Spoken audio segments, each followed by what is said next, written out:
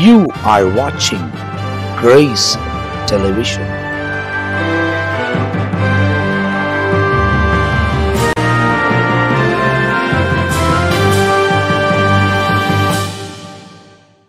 ஆண்டவரும் அருமை இரட்சகராகிய இயேசு கிறிஸ்துவின் நாமத்தினால் உங்கள் யாவருக்கும் என் அன்பின் வாழ்த்துக்களையும் ஸ்தோத்திரங்களையும் தெரிவித்துக் கொள்கிறேன். தேவனுடைய பெரிதான கிருபையால் நித்திய ஜீவன் என்ற இன்னொரு எபிசோடில் உங்களை சந்திப்பதிலே நான் மிகுந்த மகிழ்ச்சி அடைகிறேன். எவ்வளோ தூரம் ஆண்டவர் நம்மை பாதுகாத்து ஒவ்வொரு காரியங்களிலும் வழிநடத்தி கொண்டு வந்திருக்கிறார். தொடர்ந்து இந்த வருஷத்தின் இந்த 7வது மாதத்தில் நம் முன்னேறி கடந்து போக தேவன் நமக்கு உதவி செய்திருக்கிறார். நம்ம குறைகளெல்லாம் நீக்கி நிறைவை தந்து அற்புதமான பாதையில் ஆவியானவர் நம்மை நடத்தி வருகிறதை நாம் தெளிவாய் உணர்ந்து இருக்க வேண்டும். நித்திய ஜீவன் நிகழ்ச்சியில் நம் நித்தியத்தை குறித்து ஏராளமான காரியங்களை தியானிக்கிறோம். காரணம், வசனத்தில் சொல்லப்பட்டிருக்கிறபடி வசனத்தை ஆராய்கிறதுனாலே நமக்கு நித்திய ஜீவன் உண்டு என்று நாம் அறிந்து கொள்ள வேண்டும். இயேசு இந்த உலகத்துக்கு வந்தபோது நித்திய ஜீவனை குறித்து தான் எல்லாவற்றையும் பேசி வைத்திருக்கிறதை நாம் தியானிக்க ரொம்ப துல்லியமாய் நம்மால் புரிந்து கொள்ள முடிகிறது. போன எபிசோடில் நம்ம மத்தியில் பிஷப் ரெவரண்ட் பென்னி எஸ்ஐ அவர்கள் ஏராளமான காரியங்களை நம்மோடு கூட பகிர்ந்து கொண்டிருக்கிறார்கள். இந்த நாளில் நம்ம மத்தியில் ரெவரண்ட் ஜான் பீட்டர் ஐயா அவர்கள் வந்திருப்பது எனக்கு ரொம்ப சந்தோஷம். அவங்க நம்மோடு கூட சில வசனங்கள் மூலியமாக இந்த நித்திய வாழ்க்கை ஏன் ரொம்ப முக்கியம் என்பதை அநேக காரியத்தை நாம் தெரிந்து கொள்ளும்படி நம்மோடு கூட சேர்ந்து தெளிவுபடுத்த போகிறார். Praise lord pastor. இந்த நிகழ்ச்சியில் உங்களை சந்திப்பதில் எனக்கு ரொம்ப சந்தோஷம்.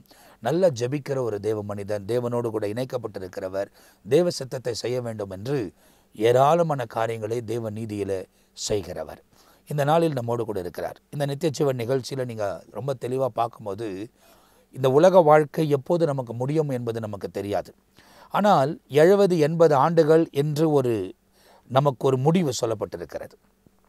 அதை தாண்டி வாழக்கூடியவர்கள் 100 வயது வரை. இப்போ யாராவது ஒருவர் நம்ம யோசிக்கும் போது அவங்க வந்துட்டா உனக்கு 100 வயசு இப்போ தான் உன்னை யோசித்தேன் அப்படின்னு சொல்லுவாங்க தவிர அதுக்கு மேலே உனக்கு 1000 வயசுன்னு யாரும் சொல்லவே மாட்டாங்க. ஏன்னா அவ்வளோதான் ஒரு மனுஷனுடைய எல்லை இந்த உலக வாழ்க்கையில். இதுக்கு பிறகு, இந்த உலக வாழ்க்கைக்கு பிறகு இருக்கிற அந்த வாழ்க்கை தான் நித்தியமாய் நாம் எப்பொழுதும் வாழப்போகிற ஒன்று. அந்த நித்திய வாழ்க்கைக்குள்ளே நாம் தேவனோடு கூட இணைந்து வாழ வேண்டுமானால் இந்த உலக வாழ்க்கையில் தேவன் நீதியை நிறைவேற்ற வேண்டும். தேவன் இயேசு நமக்கு கற்பித்த வசனங்களை கை கொண்டு நடக்கும் போது தான் நித்திய ஜீவனில் நாம் பங்கு பெற முடியும். அப்படி இல்லையானால் ஆக்கினி தீர்ப்பை அடைவோம் என்பதை வேதத்தில் ரொம்ப துல்லியமாய் சொல்லப்பட்டிருக்கிறது. அப்போ இந்த நித்திய வாழ்க்கை குறித்து இந்த உலக வாழ்க்கையில் நம்ம முடிவு பண்ணாதான் தெளிந்த பாதையில் நம்ம போராடுறோம். நமக்கு பிரச்சனை இருக்குது, ஒவ்வொரு நொடியும் இருக்குது. பிரச்சனைக்கும் போராட்டத்துக்கும் சோதனைக்கும் வயசே கிடையாது. எந்த வயது உள்ளவங்களுக்கும் கட்டாயம் போராட்டம் இருந்து கொண்டே தான் இருக்கும். ஆனால் ஆவியானவருடைய உதவியோடு நாம் அவைகளை ஜெயிக்க முடியும். ஏன்னா ஜெயங்கொள்ளுகிறவன் தான் அந்த நித்திய ராஜ்யத்துக்குள்ளே பிரவேசிக்க முடியும் என்பதை வசனத்தின் ஆதாரத்தின் வழியாய் நமக்கு மிக துல்லியமாய் சொல்லப்பட்டிருக்கிற ஒரு உண்மை. அப்போ இந்த நிகழ்ச்சியில் பாஸ்டரோடு கூட சில காரியங்களை நாம் கேட்க போகிறோம். அவங்க நமக்கு வேத ஆதாரத்தோடு கூட சில காரியங்களை நம்மோடு கூட பகிர்ந்து கொள்ள போகிறாங்க. பாஸ்டர், தொடர்ந்து இந்த நித்திய ஜீவன் நிகழ்ச்சியில் ஏராளமான காரியங்களை உட்கார்ந்து ஆராய்வதற்கு தேவன் உதவி செய்கிறார். அப்படி செய்யும்போது நீங்கள் பார்த்தீங்க அப்படின்னா இந்த நித்திய ஜீவன் ஏன் ஒரு மனுஷனுக்கு ரொம்ப முக்கியம்? சில பேர் கேட்குற விஷயம், இந்த உலக வாழ்க்கையில் வாழுகிறோம், இதை கான்சென்ட்ரேட் பண்ணி நம்ம நடக்கலாமே, அப்போ ஏன் நித்தியத்தை குறித்து இப்போவே யோசிக்கணுமா அப்படின்றது சில பேருடைய கேள்வி. ஏன் இந்த வாழ்க்கை ரொம்ப முக்கியம்? அப்படி அந்த நித்தியம் உண்மையிலேயே இந்த உலகத்தில் இயேசுவின் வார்த்தைக்கு கீழ்ப்படிந்து வாழ்ந்தால் தான் நித்தியத்துக்குள்ளே போக முடியுமா, இல்லை வேறு வழிகள் இருக்கா? கண்டிப்பாக வழி கிடையாது. 41 வருஷத்துக்கு மேலே, அதற்கு முன்னாடி ஒரு 45 வருஷத்துக்கு முன்னே நான் இந்த வேத அனுபவத்திற்கு வருவதற்கு முன்பு இருந்த நிலை வேறு. ஆரம்ப நிலைகளில் சரியான புரிதல், தெளிவு இல்லை. ஆனால் இப்போ வர இந்த வேதத்தை படிக்கும் போதும் வாழ்க்கையில் ஏற்படுகிற சூழ்நிலைகளை பார்க்கும் போதும் சரி, இதற்கு வேற வழியே கிடையாது. எந்த ஒரு காரியத்திற்கும் வழி இல்லை. வேற யாரும் இப்போ மற்றவங்க கேள்வி கேட்கறது நியாயமானது தான். அவங்களுக்கு அவங்களுடைய புரிதல், அறிவு அவ்வளவுதான். உலக அறிவு இருக்கும், தெளிவு இருக்கும்.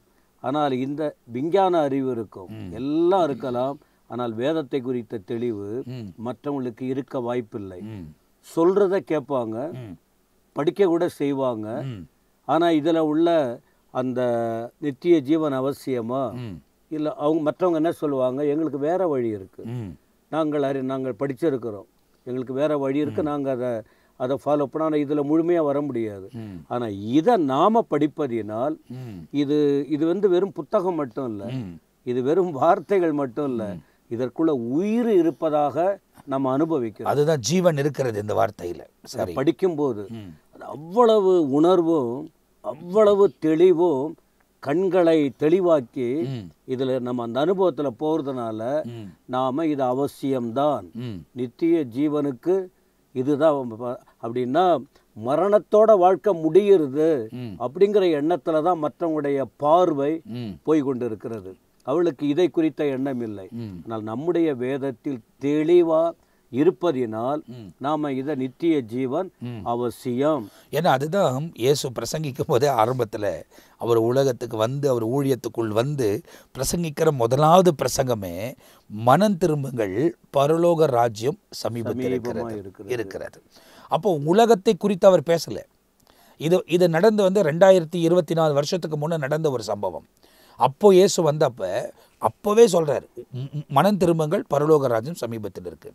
இதில் நான் தெரிந்து கொண்ட கருத்து என்ன அப்படின்னா, அவர் வருக தாமதிக்குமானால் அவர் வருகிறேன் என்றவர் கட்டாயம் வருவார். அவருக்கு ஒரு நேரம் இருக்குது, அவர் அந்த டைமில் வருவார்.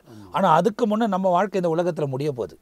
கண்டிப்பாக ஒன்று அவர் வந்தாலும் மறுரூபமாக்கப்பட்டு அங்கே நிற்கணும், நம்ம மரித்தாலும் இந்த வசனத்தின்படி நடந்தாதான் மறுரூபமாக்கப்பட்டு அவரோடு கூட அங்கே நிற்கக்கூடிய ஒரு தகுதியை தராரு அப்படின்றத நம்ம ரொம்ப தெளிவாக படித்துக்கொள்கிறோம்.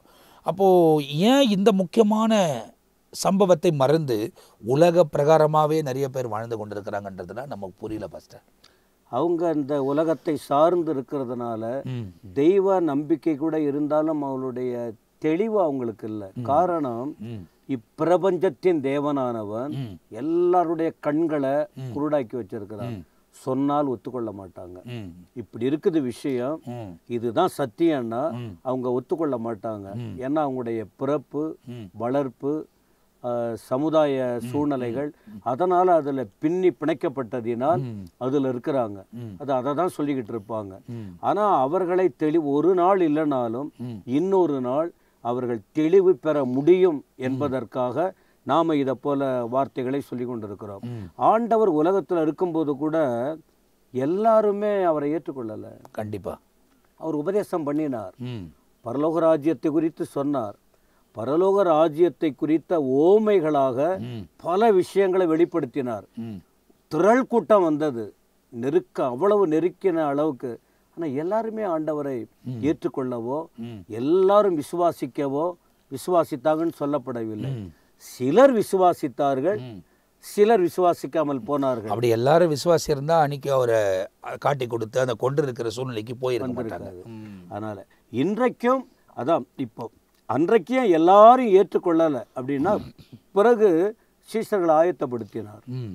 அவங்க ஊழியம் செய்யணும், ஊழியம் செய்து இந்த காரியத்தை ஜனங்களுக்கு சொல்லணும். அதனால தான் இன்றைக்கும் இப்படி ஆண்டவர் செய்த ஊழியத்தில் கொஞ்சம் பேர் தான் அதை ஏற்றுக்கொண்டாங்க. அன்றைக்கு இந்த வழியெல்லாம் கற்றுக் கொடுத்தார். இப்போ அவருக்கு பிறகு இந்த 2000 வருஷத்துக்கு மேலே இந்த ஊழியம் செய்யப்படுது, நித்திய ஜீவனை குறித்து அறிவிக்கப்பட்டு வருகிறது. ஆனால் அதன் மேல் நம்பிக்கை உள்ளவர்கள் ஆண்டவருக்குள்ள வர்றாங்க. அப்படி வரும்போது நித்திய ஜீவன் பின்னால தான் நடக்க போகுது. ஆனா பூமியில இருக்கும் போதே அதனுடைய அனுபவம் முன் ருசி இங்க அனுபவிக்க முடிகிறது.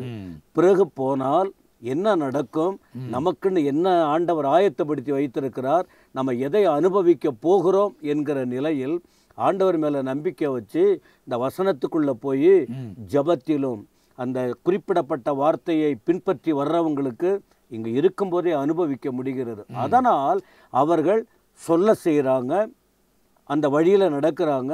மற்றவங்களுக்கு இந்த அனுபவம் இல்லாததுனால அவங்க அவர்களுக்குட்பட்ட வார்த்தைகளை சொல்லி கொண்டு இருக்கிறாங்க. அப்போ அவர்கள் ஒரு நாள் புரியும்படி ஆண்டவர் கிரியை செய்வார். அதற்காக தான் நாம் இதை சொல்லிக்கொண்டே இருக்கிறோம். அப்போ இந்த உலக வாழ்க்கையில மாற்று வழிகள் இருக்குது. இந்த உலகத்தில் வாழ்வதற்கு இந்த வழியில் போக முடியல, நம்ம செய்ய முடியலன்னா இந்த வேலையை பாரு, இது உனக்கு தெரியும்னு சொல்லலாம். ஆனால் இந்த பரலோக ராஜ்யத்தை இல்லை நித்திய ஜீவனை தேவனோடு கூட இருக்க வேண்டுமானால் இயேசுதான் வழி தவிர வேற வழி இல்லை. அப்படிதானே பாஸ்டர்? அதான். அப்போ ஏன் அப்படின்னு சொன்னால், இப்போ நான் இப்போ ஒரு செய்தி சொல்ல கொடுக்க விரும்புகிறேன். நித்திய ஜீவன் யாருக்கு தேவை அப்படின்னா, இப்போ நாம் எல்லாருக்கும் தேவை, அவ்வளவுதான். யாருக்கு? வழி இதுதான் வழியா என்று கேட்கிறவர்களுக்கும், இல்லை இல்லை எங்களுக்கு ஏராளமான வழி இருக்கு என்று யோசித்து கொண்டு அந்த வழியில் போகிறவர்களுக்கும் எல்லாருக்கும் அந்த நித்திய ஜீவன் தேவை. ஒரு குறிப்பிட்டவங்க இதை அறிந்திருக்காங்க, நிறைய பேர் அறியவில்லை. சரி, ஏன் அவர்களுக்கு எல்லாருக்கும் தேவைன்னா, அனைவருக்கும் தேவைன்னா, இந்த உலகம் வந்து பாவ உலகம். இது ஆரம்பத்திலிருந்தே உண்டானது பாவ உலகம். இந்த பாவ உலகத்தில் நித்திய ஜீவனுக்காக விதை விதைக்கப்பட்டது என்ன? பரலோகத்தின் அன்பு. நான் அப்படி சொல்லுவேன், பாவ உலகில் பரலோக அன்பு வெளிப்பட்ட நோக்கம், அதுதான் நித்திய ஜீவனுக்கு வழி. இதைதான் முக்கியமா நித்திய ஜீவனுக்காகவும் அன்புக்காகவும் இயேசு கிறிஸ்துவை குறித்தும் தெளிவாக சொல்லுவதற்கு நாம் எடுத்துக்கொள்ளக்கூடிய வசனம் என்ன? யோவான் 3:16. இதுதான் இந்த வேதத்தினுடைய முக்கியமாகவே எல்லாரும் எப்பொழுதும், இன்னும் சொல்ல போனால் பரலோகத்தின் தேவன் அந்த அன்பை இந்த பூமிக்கு வெளிப்படுத்துவதற்காக வந்ததின் நோக்கம் என்ன என்பதை அதில் தெளிவாக சொல்லப்பட்டிருக்கிறது. இதை வந்து எத்தனை முறை படித்தாலும் அவ்வளவு சந்தோஷமா இருக்கும். சரி, ஒரு ஊழியர் வந்து எப்போ எங்கே போனாலும் இதையே தான் பிரசங்கம் பண்ணுவார். யோவான் 3:16 அவங்க மொழியில் சரி இதே தான் சொல்லுவார். அது மற்றவங்க அதை கேட்டுக்கிட்டு ஒரு நாள் வரும்போது அவர் சொன்ன அந்த வசனத்தை வைத்து ஏராளமான மக்கள் புரிகிற அளவுக்கு சூழ்நிலை வந்தது. அப்போ அது என்ன வசனம்? திரும்பவும் நாம் பல முறை உச்சரித்திருக்கிறோம்.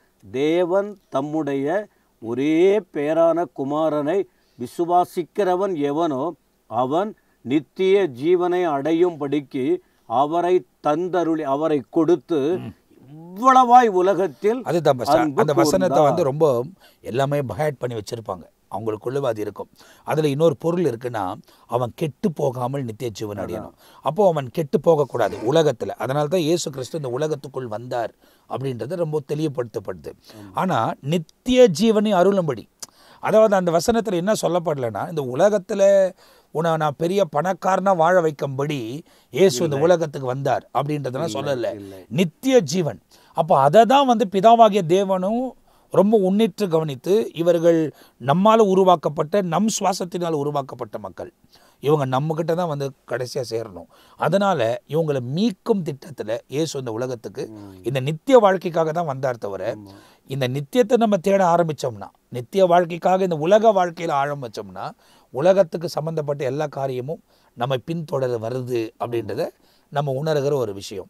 அப்போ இது ஏன் ரொம்ப முக்கியம்? இதில் ஜனங்கள் என்ன செய்ய வேண்டும்? அதான் ஒன்று, உலகில் என்ன சொல்லுவாங்க, உனக்கு ரொம்ப ஈவு ஒரு பிள்ளை பிறந்ததை வச்சு, அல்ல சில பிஸ்னஸ்னுடைய முன்னேற்றம், படிப்பு, வெற்றி பெற்ற காரியங்கள், இதெல்லாம் பார்க்கும்போது உனக்கு ரொம்ப கிஃப்ட்டுன்னுவாங்க.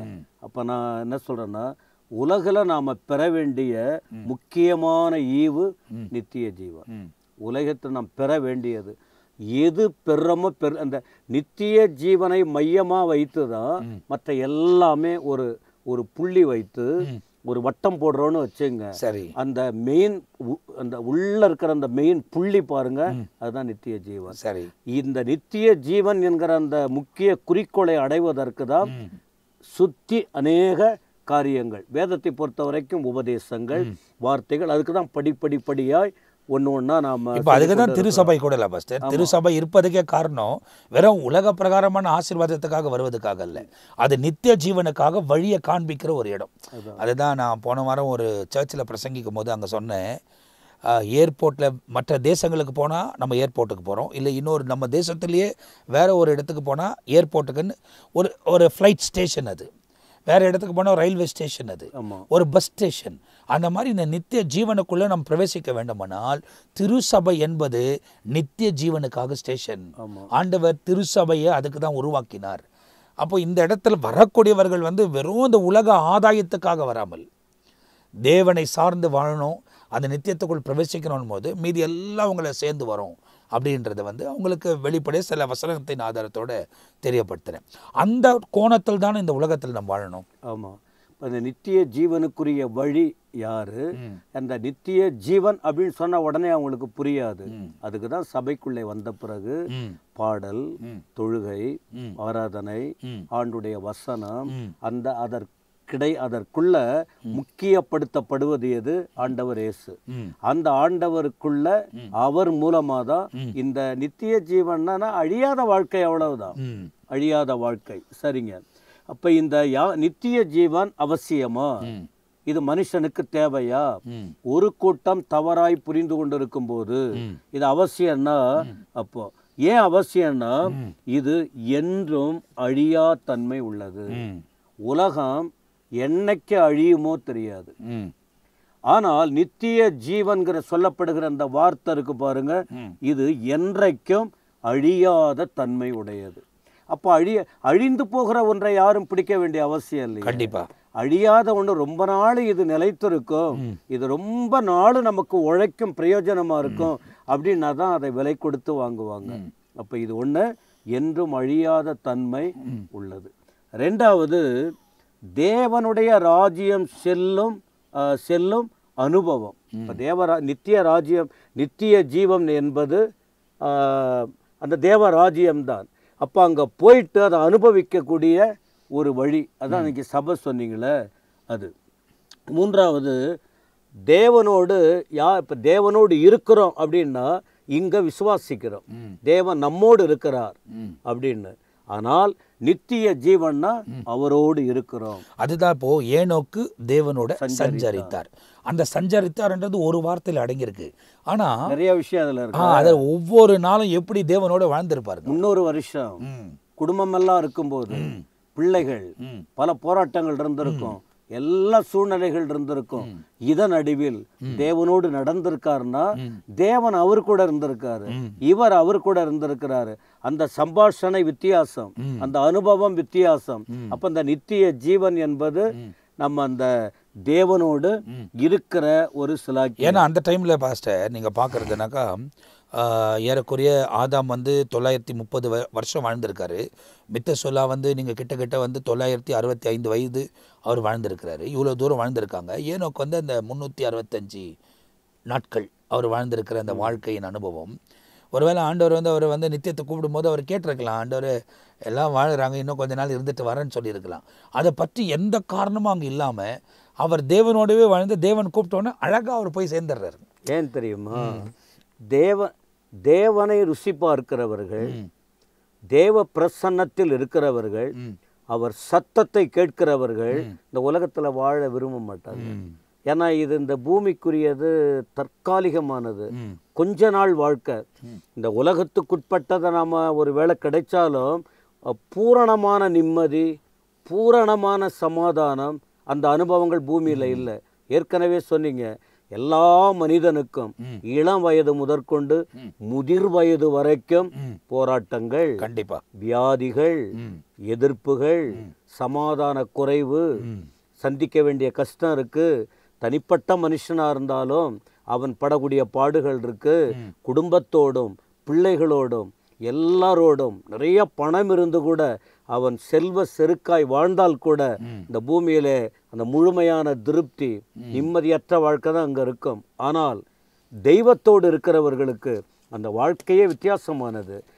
அந்த அனுபவத்தை பெற்ற பின்பு ஒருவர் திரும்ப ஒரு முறை நாம் இந்த பூமியை இருக்கணும் அப்படிங்கிற எண்ணம். அதனால்தான் மத்திய 17 அதிகாரத்தில் இதை அடிக்கடி நம்ம கோடிட்டு காட்டுகிறோம். 17 அதிகாரத்தில் ஆண்டவரோடு இருந்ததான பேதுரு, யாக்கோபு, யோவான், கண்டிப்பா எர்மோன் மலையில், அந்த மேல இருக்கிற மலையில மறுரூப அனுபவம் என்று சொல்லப்பட்டிருக்கிறது. அங்க பரிசுத்தவான்கள்லாம் வந்து பேசினதாக அதெல்லாம் பேதுரு சுட்டிக்காட்டி ஒரு வார்த்தை சொன்னார், ஆண்டவரே நாம இந்த இடத்திலேயே வாழ்ந்து விடலாம்.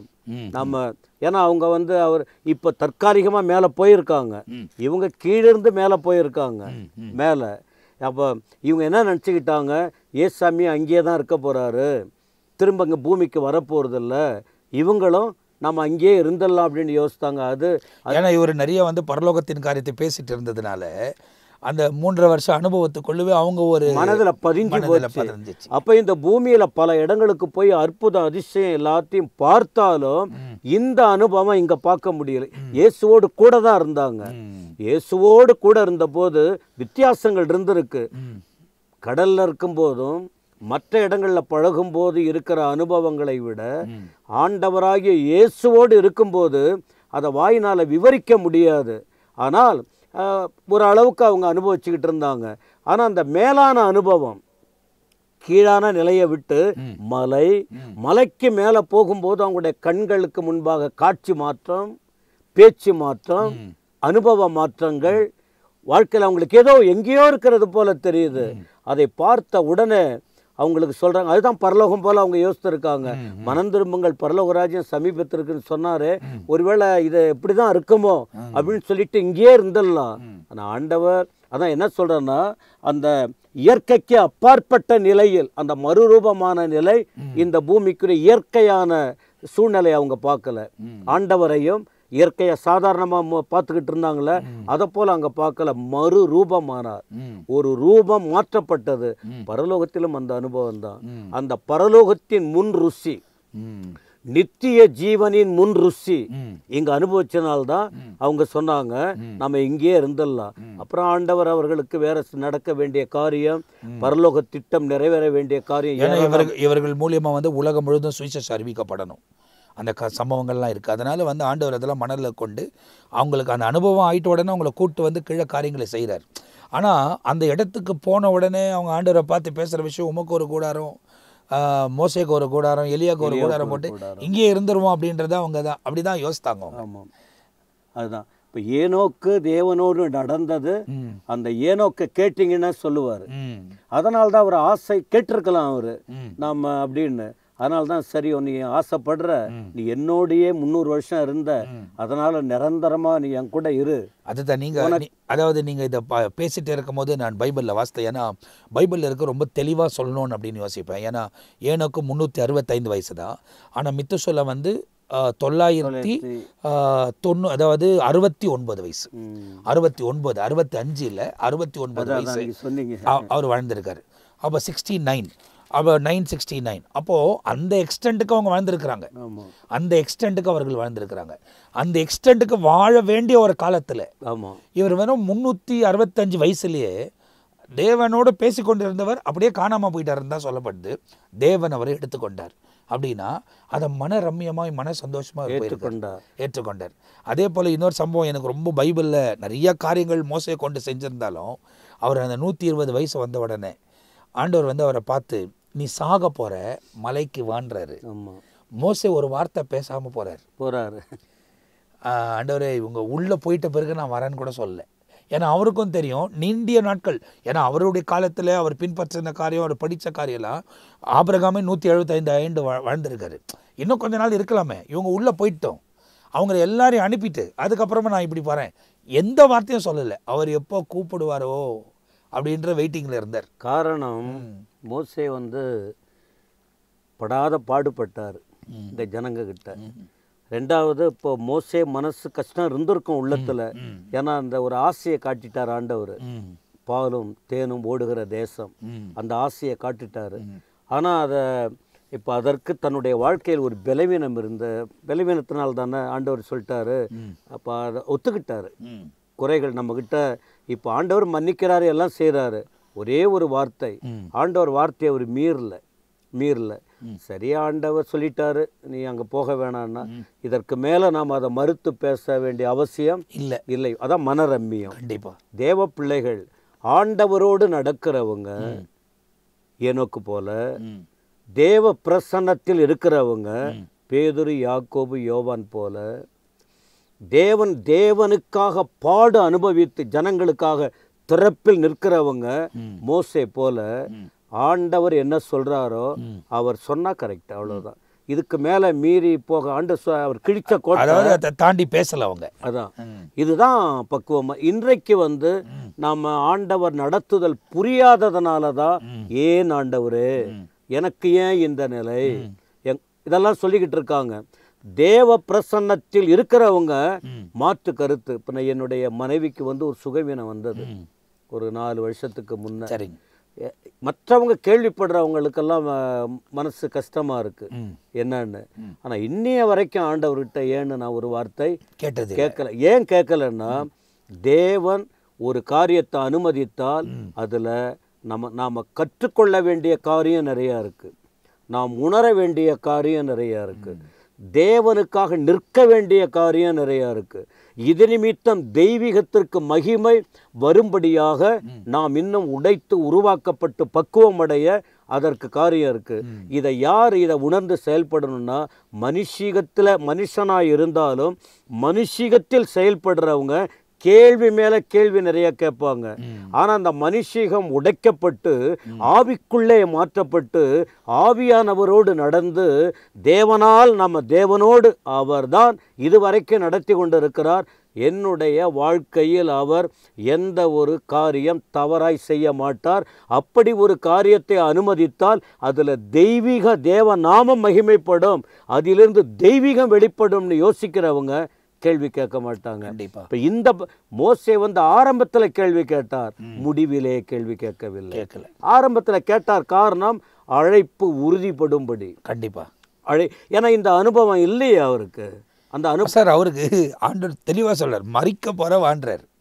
அதாவது இன்னைக்கு அந்த அந்த கொஸ்டினை இல்லை, அந்த விதமான ஒரு அழைப்பு உலகத்தில் வாழக்கூடிய நமக்கு இப்போ இன்னைக்கு நீ மறிக்க போகிறப்பா, நீ இந்த இடத்துக்கு வந்துரு அப்படின்னு சொன்னாக்கா போகக்கூடிய மனப்பக்குவம், ஆமாம் பரவாயில்ல எல்லாத்தையும் இருக்கிறதெல்லாம் ஆண்டவர் நடத்திப்பார், ரைட் இருக்கட்டும் நம்ம போகலாம் அப்படின்ற மனப்பக்குவம். ஏன்னா இப்போ இருக்கிறவங்க எல்லாருமே இன்னும் கொஞ்ச நாள் வாழணும், கண்டிப்பாக இன்னும் கொஞ்ச நாள் இருக்கணும், நம்ம அந்த மனப்பான்மையோடு தான் நிறைய பேர் இருக்கிறாங்க.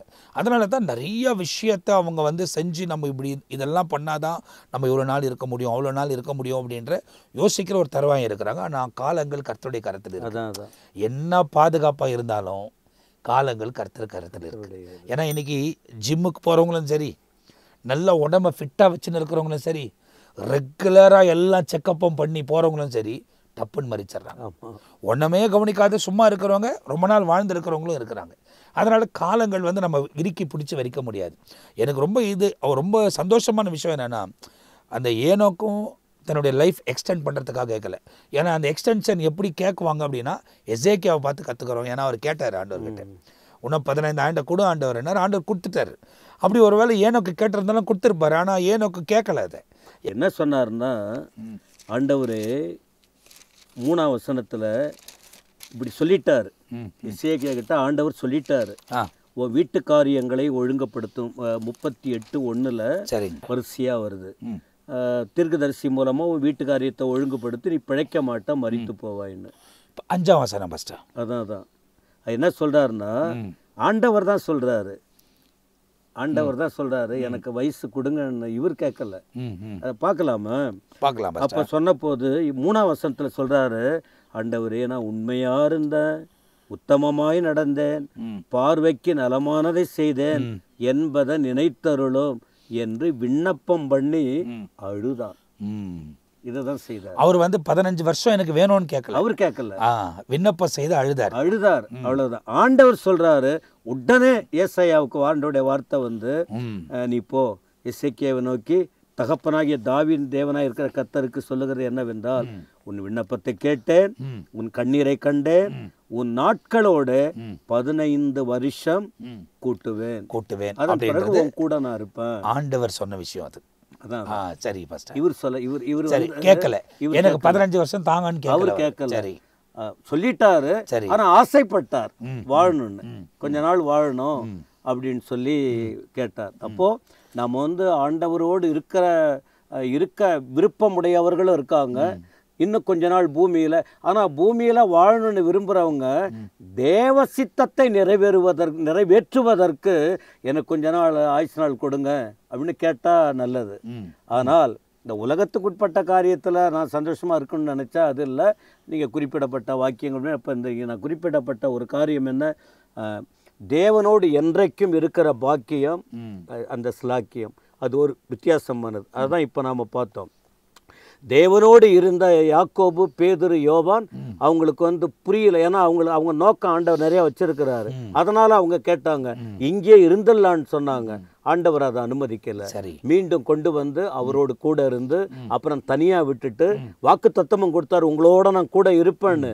இருந்துதான் அவர்கள் மூலம் பெரிய காரியம், ஊழியங்கள் எல்லாம் நடந்தது.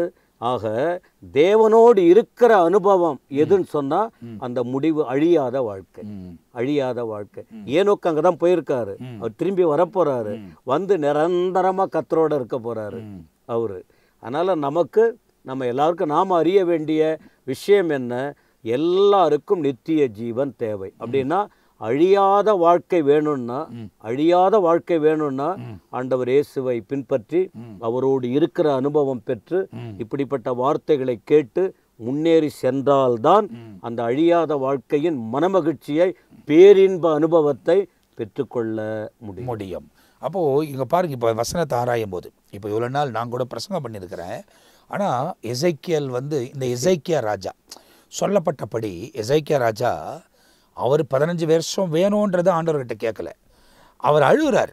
அதாவது மரண செய்தி வந்த உடனே ஏசாயா தீர்க்கதரிசி போய் சொன்ன உடனே அவர் செவுறு பக்கமாக திரும்பி அழுதார், புலம்பினார். அழுத உடனே ஆண்டவர் தான் சொல்கிறாரு, உனக்கு 15 வயதை கூட்டியிருக்கிறார். அதுக்கிட்ட அவர்கிட்ட நேராக சொல்ல, வாசலை தாண்டறதுக்கு முன்னே மீண்டும் ஏசாயா கிட்ட பேசுகிறார். போ, நீ சொல்லு, 15 கூட்டியிருக்கிறேன் அப்படின்னு சொல்கிறார். அப்போ ஆண்டவர் யாரோட பேசணுமோ அவங்களோட பேசி தான் நமக்கு சில காரியங்களை சொல்லுவார். இப்போ அவர் நேரடியாக எசேக்கியா கிட்ட பேசியிருக்கலாம். ஆனால் எசேக்கியா கிட்ட நேரடியாக பேசுகிற தீர்க்கதரிசி மூலியமாய் பேசினார். திரும்ப அவருக்கு அந்த தீர்க்கதரிசியின் மூலியமாய் தான் அவருக்கு அந்த 15 ஆண்டு கூட்டப்பட்டிருக்கிறதையும் சொல்லுகிறதை வேதத்தை ஆராய்கிறோம். அப்போ வசனத்தை நம்ம நல்லா ஆராய்ஞ்சோம் அப்படின்னா உண்மையிலேயே நிறைய சத்தியத்தை நாம் கற்றுக்கொள்வோம். வசனத்தின்படி நடப்பதுக்கு நம்மை அர்ப்பணிப்போம். இந்த வசனத்தில் ஜீவன் உண்டு. அதுதான் இந்த நிகழ்ச்சியின் ஆரம்பத்திலே சொன்னாங்க. இது சாதாரண புத்தகம் அல்ல. ஒருவேளை மனுஷனால் அச்சடிக்கப்பட்டிருக்கலாம், பிரிண்ட் செய்யப்பட்டு அதுக்கு டிசைனாக கவர்லாம் போட்டு கொடுத்துருக்கலாம். ஆனால் அதில் சொல்லப்படுகிற வார்த்தைகள் ஜீவன் உள்ளது, ஜீவன் உள்ள தேவனுக்குரியது. அதனால் அவைகளை உறுதியாய் பற்றி கொண்டு இந்த வார்த்தையின்படி நம்மை காத்து கொள்வோமானால்தான் இந்த நித்திய ராஜ்யத்துக்குள் நம்மால் பிரவேசிக்க முடியும். அப்படி இல்லையானால் ஆக்கினி தீர்ப்பை அடைவோம் என்று வேதத்தில் எழுதப்பட்டிருக்கிறது. அப்போது நம்ம நிறைய காரியத்தை குறித்து இந்த நிகழ்ச்சியில் பார்த்துருக்கிறோம். ஆனால் நேரம் நமக்கு முடிக்கிறதுனால மீதியான காரியங்களை அடுத்த எபிசோடுக்குள்ளே கொண்டு போக விரும்புகிறோம். இந்த நித்திய ஜீவன் முக்கியமா அப்படின்னா அதுக்கான விடை இந்த நிகழ்ச்சியில் உங்களுக்கு சொல்லப்பட்டிருக்கிறது. அதை தெளிவாக பாருங்கள், புரிந்து கொள்ளுங்கள். தேவனுக்கு ஏற்ற ஒரு வாழ்க்கை இந்த உலகத்தில் வாழ அர்ப்பணித்து கொள்ளுங்கள். எல்லா தீமைக்கும் தேவன் விலகி காத்து அற்புதமான பாதையில் நம்மை வழிநடத்துவதற்கு அவர் உண்மை உள்ள தேவனாக இருக்கிறார். இப்போ நான் ஒரு ஊழியக்காரனாக இந்த இடத்துல சொல்கிறேன், இன்றைக்கி என் அழைப்பின் சத்தம் கேட்டாலும் நான் தேவ சமூகத்துக்கு போவதுக்கு ஆயத்தமாக இருக்கேன். இந்த உலகத்தில் எந்த காரியம், அதாவது தேவ திட்டங்களை தந்திருக்கிறார், தரிசனங்களை கொடுத்திருக்கிறார், அதெல்லாம் தேவன் என்னை கொண்டு தான் செய்யணும்னாங்க, என்னை கொண்டு செய்வார். அப்படி இல்லையானால் நம்ம யாரும் அதுக்கு மறுப்பு தெரிவிக்கவே முடியாது. எந்த நாள் எந்த நேரமாக இருந்தாலும், அடுத்த நொடி மரித்தாலும், எக்கால சத்தம் கேட்டாலும் மறுரூபமாக்கப்பட்டு அவருக்கு முன்னே நிற்கக்கூடியவர்களாய் இந்த உலக வாழ்க்கையை வாழ்வதற்கு நாம் அர்ப்பணிக்கிறோம். ஏராளமான காரியங்களை அன்பு போதகர் நமக்கு கற்றுக் கொடுத்துருக்குறாங்க. ரொம்ப ஆசீர்வாதமாக இருந்துச்சு ஃபஸ்ட் இந்த நிகழ்ச்சி. ரொம்ப சந்தோஷம் உங்களுக்கு. அதனால் தொடர்ந்து அடுத்த எபிசோடில் நம்ம பார்க்க போகிறோம் மீதியான காரியங்களை. இதன் தொடர்ச்சியை பார்க்க போகிறீர்கள். எங்களோடு கூட இணைந்திருங்கள். இதை பார்க்குற நீங்கள் இந்த கிரேஸ் டெலிவிஷன், யூடியூப் இந்த சேனலை நீங்கள் சப்ஸ்கிரைப் பண்ணிக்கொள்ளுங்கள். இன்னும் நிறைய நிகழ்ச்சிகள் இதில் உங்களுக்கு வழங்கப்பட்டு வருகிறது. ஒவ்வொன்றையும் பாருங்கள், வசனத்தை கற்றுக்கொள்ளுங்கள், வசனத்துக்கு ஏற்ற மாதிரி உங்கள் வாழ்க்கை அர்ப்பணித்துக் கொள்ளுங்கள். நிச்சயமாய் தேவன் உங்கள் வாழ்க்கையில் மேன்மையான காரியங்களை செய்வார். அடுத்த எபிசோடில் உங்களை சந்திக்கிற வரை இப்போது நாங்கள் உங்ககிட்ட இருந்து விடை பெறுகிறோம். கர்த்தர் உங்களை ஆசீர்வதிப்பாராக. ஆமேன், ஆமேன், ஆமேன்.